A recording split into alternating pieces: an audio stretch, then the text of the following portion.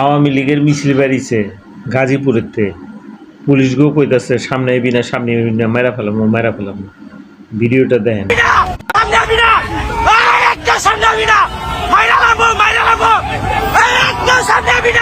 সামনে আসবি না, সামনে আসলেই মাইরা ফেলামু, ঠিক এমন হুমকিমূলক ভাষায় নিরাপত্তা বাহিনীর দিকে ইঙ্গিত করে গাজীপুরে কার্যক্রম নিষিদ্ধ আওয়ামী লীগের প্রতিষ্ঠা বার্ষিকী উপলক্ষে বিক্ষোভ মিছিল করেছেন যুবলীগের নেতাকর্মীরা।